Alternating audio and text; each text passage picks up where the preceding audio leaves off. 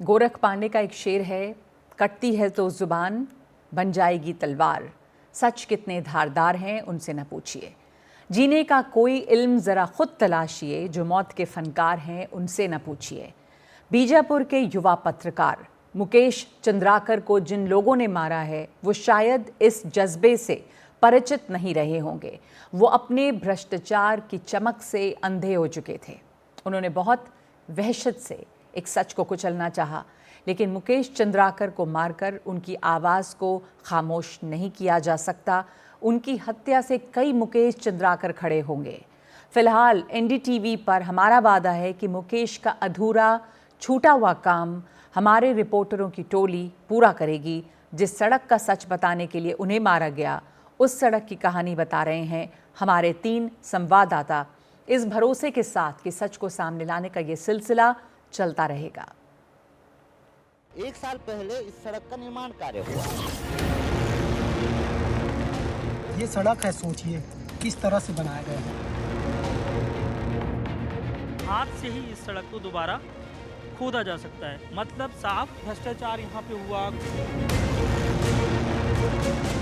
इसके निर्माण पर अगर हमने सवाल उठा दिया तो आप हमारे साथी की हत्या कर देते हैं।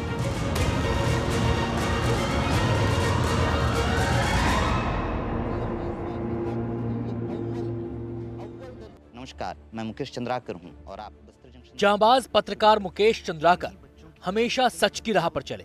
जमीन पर जो दिखा उसे दिखाया, न कभी डरे न कभी झुके। जहां जो सच दिखा वो उनके कैमरे पर नुमाया हुआ। एक सड़क के निर्माण में की गई घपलेबाजी को मुकेश ने बेपर्दा किया। 1 साल पहले इस सड़क का निर्माण कार्य हुआ।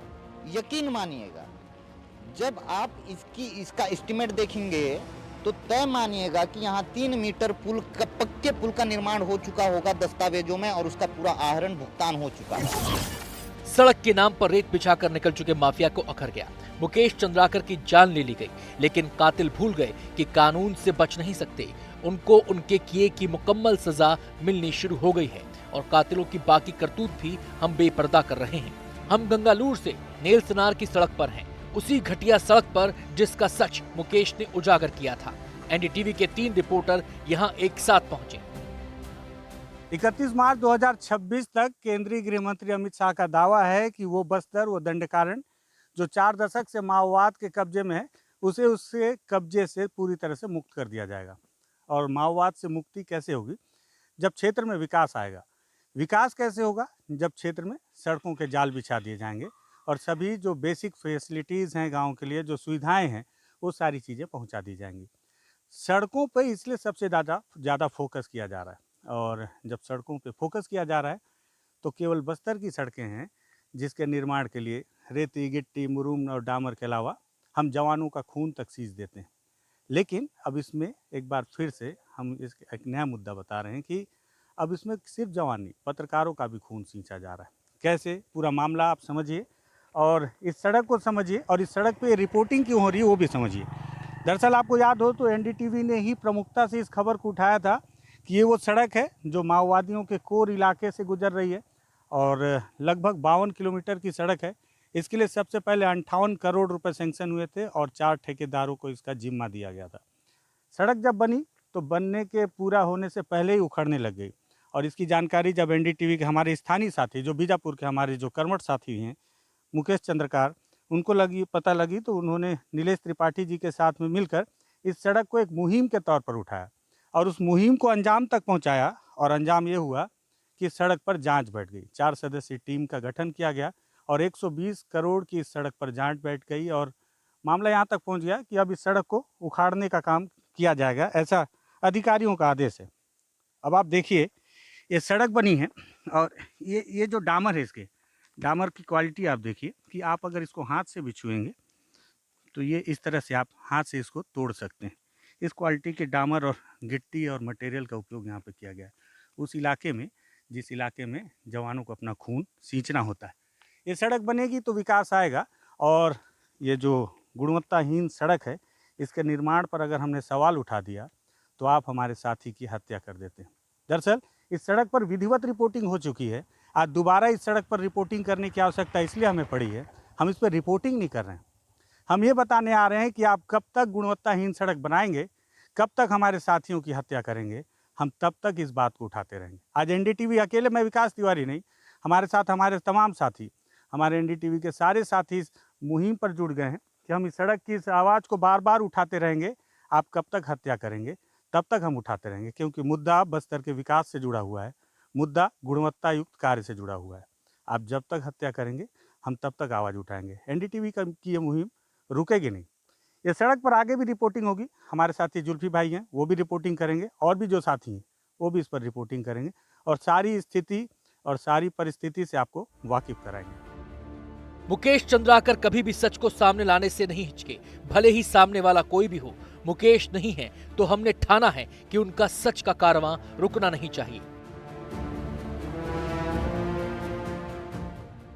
गंगालूर से नेलसनार मार्ग है और ये वही सड़क है जो हमारे साथी मुकेश चंद्राकर की मौत की वजह बनी। और इसी सड़क की गुणवत्ता की खबर हमारे सहयोगी नीलेश त्रिपाठी ने मुकेश चंद्राकर के साथ बनाई थी।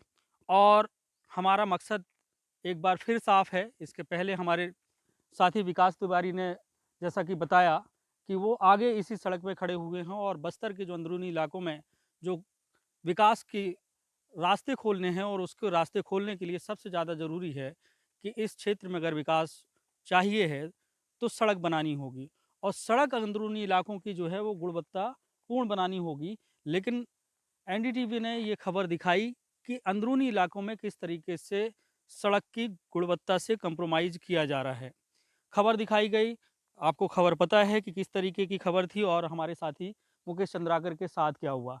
लेकिन जब खबर चली तो उसके बाद अंदरूनी इलाकों की उसी सड़क पर पैच वर्क किया गया और उसे सुधारने की कोशिश की गई। आप ये देखिए कि ये सड़क जो है डामर की है और बगल में उस पर पैच वर्क किया है, जो दिखाई दे रहा है कि अभी हाल का ही पैच वर्क है।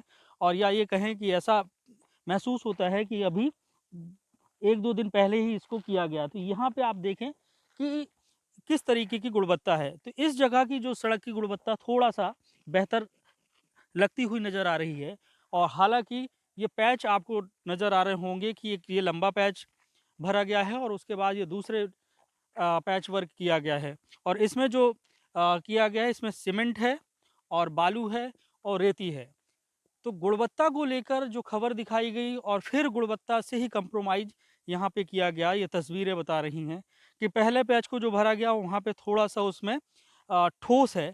लेकिन ये दूसरा जो पैच भरा है आप यहाँ पे देखें कि इधर से कि किस तरीके से यहाँ पे सीमेंट इसमें मिलाई ही नहीं गई। हाथ से ही इस सड़क को दोबारा खोदा जा सकता है। मतलब साफ कि एक बार जिस सड़क को हमने दिखाया और उस पर पैच वर्क किया गया, और यही जो भ्रष्टाचार यहाँ पे हुआ, गुणवत्ताहीन सड़क बनाई गई, और यही वजह बनी क्योंकि जो यहाँ के ठेकेदार हैं सुरेश चंद्राकर, उनका जो परिवार है, और जो रितेश चंद्राकर जो गिरफ्तार हुए हैं, तो ये पूरी जो टीम है वो इस पूरी सड़क का निर्माण कार्य कर रही है। और इसी तरीके से ये अंदर का पूरा इलाका है, क्योंकि ये जो इलाका है बीजापुर का अंदरूनी जो इलाका है, आप देख सकते हैं तस्वीरों में कि दोनों तरफ जो है कितना डेंस फॉरेस्ट है। और इसी के अंदरूनी इलाकों में माओवादियों का ये गढ़ कहलाता है। और इस जगह से माओवादियों को जो ख़त्म करना है, जो केंद्रीय गृह मंत्री अमित शाह का दावा है और उनकी मंशा है कि इस इलाके से माओवाद को ख़त्म किया जाए, तो उसको ख़त्म करने के लिए ताकि रसद अंदर पहुंचाई जा सके, सुरक्षा बल आसानी से अंदर पहुंच सकें। अगर कोई भी ऑपरेशन करना है तो उसके लिए सबसे ज़्यादा ज़रूरी है, अगर कैंप स्थापित होते हैं, कि कनेक्टिविटी हो। तो सबसे बेहतर कनेक्टिविटी का जो साधन होता है कि छोटी गाड़ी से लेके, साइकिल से लेके गाड़ियों तक से अंदर तक पहुंचा जाए, तो उसके लिए सड़क निर्माण ही की जाती है। तो ये जो सड़क का निर्माण है गुणवत्ताहीन है। और जैसा कि हम लोग यहाँ पे चर्चा करते हैं, यहाँ के अधिकांश पत्रकार हमारे साथी जो विकास तिवारी वो चर्चा करते हैं कि बस्तर के जो अंदरूनी इलाकों की जो सड़कें बनती हैं उन सड़क पे गिट्टी, बालू और सीमेंट और डामर का उपयोग होता है। लेकिन यहाँ की जो सड़कें हैं और उनका जो निर्माण होता है उसमें जवानों का खून शामिल होता है। और अब तो स्थिति ये है कि हमारे पत्रकार साथी मुकेश चंद्राकर का भी खून यहाँ पे शामिल हो गया। लेकिन अब सवाल ये उठता है कि बस्तर में विकास के तमाम दावे किए जाते हैं और सरकार की तरफ से, लेकिन विडंबना इस बात की है कि अगर उसी विकास की पोल खोली जाए, गुणवत्ताहीन सड़कें दिखाई जाएं, तो ऐसे में हत्या जैसी जो वारदात है उसे अंजाम दे दिया गया और हमारे साथी मुकेश चंद्राकर को मौत के घाट उतार दिया गया।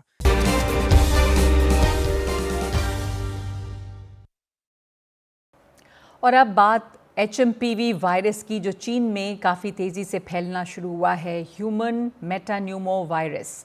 इसका संक्रमण अब भारत भी पहुंच गया है और इससे चिंता शुरू हो गई है कि क्या ये उसी तेज़ी से फैलेगा जैसे कोविड-19 था। केंद्रीय स्वास्थ्य मंत्रालय ने कहा है कि ICMR ने कर्नाटका में 2 बच्चों में HMPV संक्रमण पाया है। 3 महीने की बच्ची और 8 महीने के बच्चे में ये संक्रमण मिला है। इसके अलावा गुजरात में भी 2 महीने के बच्चे में संक्रमण पाया गया है। केस मिलने के बाद अलर्ट जारी किया गया है। चीन में इस वायरस से बड़ी संख्या में लोगों की जान जाने की खबरें आ रही हैं, जिसे लेकर भारत में भी स्वास्थ्य मंत्रालय ने कड़ी निगरानी शुरू कर दी है। कई राज्यों ने एडवाइजरी और अलर्ट जारी किया है। कुल 3 केस इस वायरस के अब तक भारत आ चुके हैं।